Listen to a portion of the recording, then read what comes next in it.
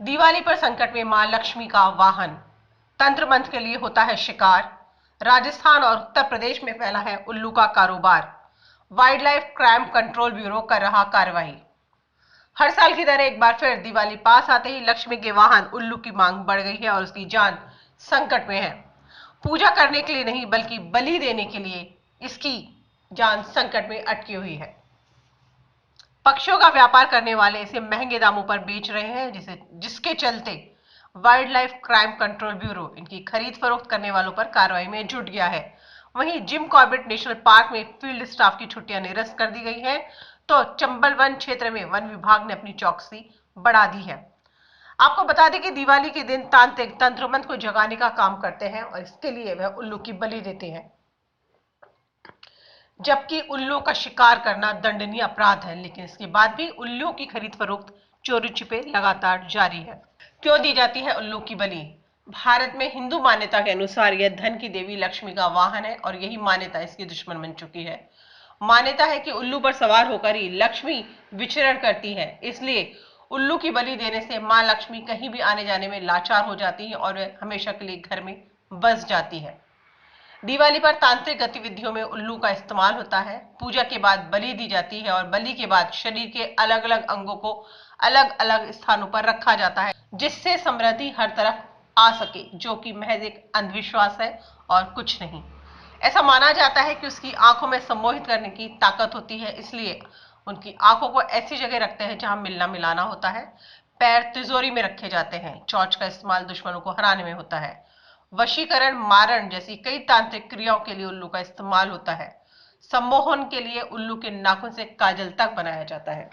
संरक्षित प्राणी है उल्लू। ये तब है जबकि भारतीय वन्य जीव अधिनियम 1972 की अनुसूची 1 के तहत उल्लू संरक्षित पक्षियों के तहत आता है। उल्लू को संरक्षित पक्षियों की सूची में प्रथम श्रेणी में शामिल किया गया है। International union for conservation of nature ने उल्लू को लुप्तप्राय प्रजाति में शामिल किया है। उल्लू को पकड़ने और बेचने पर 3 साल या उससे अधिक की सजा का नियम है, लेकिन दिवाली पर इस नियम की धज्जियां उड़ाई जाती हैं। राजस्थान और उत्तर प्रदेश में फैला कारोबार। उल्लू की खरीद फरोख्त और बिक्री का ज्यादातर कारोबार राजस्थान और उत्तर प्रदेश में फैला है, जहां कलंदर इसे पकड़ते हैं। ये लोग मुख्य तौर पर जयपुर, भरतपुर, अलवर और फतेहपुर सीकरी के अंदरूनी ग्रामीण इलाकों में रहते हैं। कोराई करावली गांव उल्लू के गुप्त व्यापार के लिए देश भर में कुख्यात है। मथुरा के पास कोसी कला भी इसी काम के लिए जाना जाता है।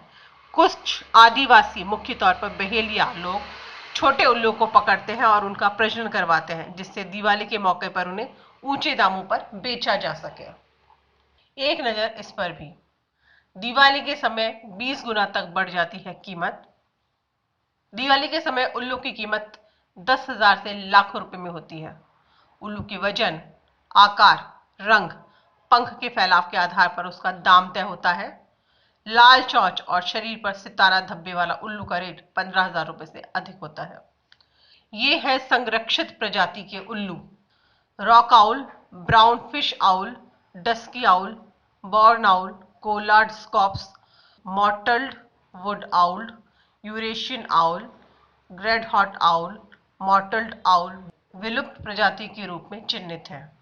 पूरी दुनिया में उल्लू की लगभग 225 प्रजातियां हैं। इनमें से भारत में 32 प्रजातियां मिलती हैं। दिवाली के दौरान अंधविश्वास के चलते उल्लुओं की खरीद फरोख्त एवं तस्करी की घटनाओं को देखा गया है। तंत्र मंत्र में उल्लुओं की बलि दी जाती है। राजस्थान समेत उत्तर प्रदेश के कई क्षेत्रों में इसका बाजार फैला हुआ है। Wild life crime control bureau वन्य जीवों के अवैध व्यापार को रोकने के लिए सक्रिय है। अगर आपको भी इस संदर्भ में कोई सूचना प्राप्त होती है तो आप wild life crime control bureau, स्थानीय पुलिस, वन विभाग अथवा वर्ल्ड संगठन की हेल्पलाइन पर सूचित कर सकते हैं।